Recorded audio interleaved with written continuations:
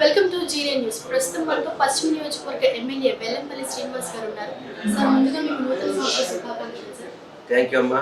మీకు, మీ ఛానల్ ప్రేక్షకులకు, Z9 channel ప్రేక్షకులకు మరియు యాజమాన్యానికి, సిబ్బందికి, రాష్ట్ర ప్రజానికానికి అందరికీ కూడా నూతన సంవత్సర శుభాకాంక్షలు.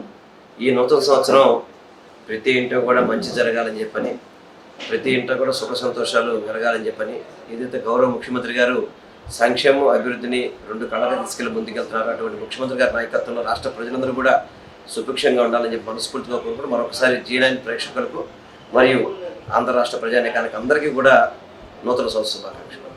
2024 సార్వత్రిక ఎన్నికల్లో ఎలాంటి ప్రణాళికలతో ముందుకు వెళ్ళబోతుంది సార్ వైసీపీ? మాదొకటే ప్రణాళిక, మా ప్రజలకు మంచి చేయడం, చేసినవి చెప్పుకోవడం, సంక్షేమాన్ని ప్రజలకు అందించడం, అభివృద్ధిని ప్రజల వద్ద తీసుకెళ్తాం.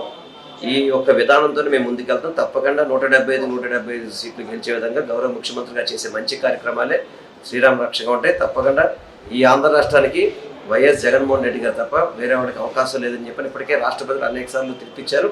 అది మళ్ళీ ఒకసారి ఎప్పుడు ఎన్నికలు వచ్చినా కానీ దాన్ని రుజువు చేయడానికి ప్రజలంతా కూడా సిద్ధంగా ఉన్నారు.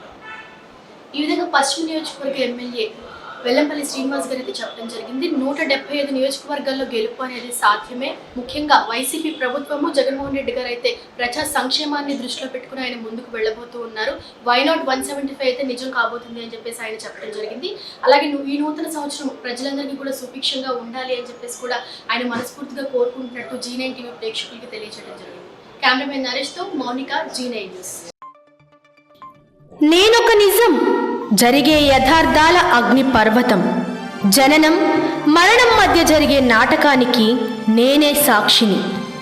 సగటు మానవుని గొంతుక నేను. మీ అందరి కోసం ప్రతి గడియ పనిచేస్తూ గళం వినిపించే G9 న్యూస్.